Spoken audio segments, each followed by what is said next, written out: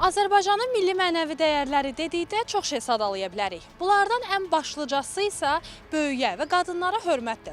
Hansı ki, əvvəl deyərdilər ki, böyüklər olan yerdə, qadınlar olan yerdə söyüş söymək olmaz.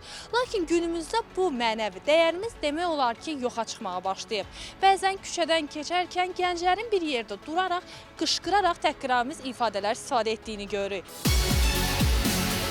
Böyük vardı, kiçik vardı, xanımlara hörmət vardı. Xanımlar, ağsaqqallar, abisəhlər gələndə gənclər ayağa durardı. İndi onların heç biri yoxdur. İndi mən bu parkda işləyirəm, usta işləyirəm. Vallahi görürəm, bu tələbələr, institut tələbələri zadı gəlirlər, otururlar. Nə bilim, qızlarla, zadlarla, heç kimi veclərini almaz. Çox pis baxıram. Mənim yaşadığım dövrdə yüngülcə söhbət getməzdi. Kişi ilə kişi arasında. O ki, qaldı küçədə gedəsən, qadınlar da falan eşitsinlər. O vaxt elə idi. İndi bunlar hamısı tərbiyədən asılıdır. Görsənir, lazımı tərbiyə almırlar. Evdə də, məktəbdə də. Böyüyünün sözündən çıxmaq olmaz. Böyük nə dedi, o da olmalıdır. Keçmişdə böyüklərə hörmət var idi. Bərəkət, xeyir də var idi. İndi böyüklərə hörmət yoxdur, heç nə də yoxdur. Yavaş-yavaş hər şey itir.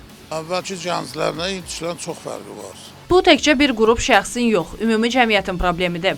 Bu cür qeyri-etik davranışlar həm günümüzə, həm də gələcəyimizə təhlükə yaradır. Azərbaycan cəmiyyətində valideyn övlad münasibətlərində o etika pis yaxşı hələ də gözlənilir. Yəni demək olmaz ki, çox da qalmıyor. Amma yəni o çərçivədən kənara çıxanda, sosial şəbəkələrə, məkana açıq ünsiyyətə çıxanda, hətta deyək ki, məktəb səviyyəsinə gələndə görürük ki, yəni o hətta müəllim, şagird, müəllim, tələbə münasibətlərinə qədər gəlib çıxanda, yəni o yaş fərqi və yaxud təcrübə, o müəyyən deyək ki, kişilərin, böyüklərin öyrənməli olduğu məsələlər əhəmiyyətli dərəcədə unudulur.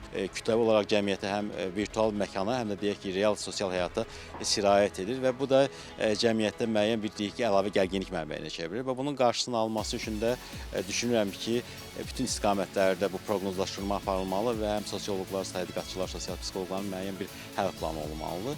Yəni bir nəfərin işi deyil, amma ümumilikdə vəziyyət aydındır. Yəni belə problemlərə qarşı, yəni əks həm dövlət, həm cəmiyyət səviyyəsində bir təpki olanda, qınaq olanda, müəyyən cəmiyyət bu prosesi deyək ki,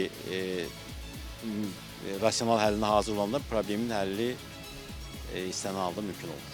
Fyodor Dostoyevski deyib ki, başqalarına hörmət etməyən özünə hörmət etmir. Əlbəttə ki, müasirlik və inkişaf mütləqdir. Lakin müasirlik adı altında öz milli mənəvi dəyərlərimizi də unutmamalıyıq. Axı biz Azərbaycanlıyıq. Bizim üçün ana və qadın məfhumu müqəddəsliyə bərabərdir. Ona görə də gəlin məbədimizi təmiz saxlayaq. Xanım Cavanşir qızı Mübariz Qədirli, Əli Cəfərov, RTV.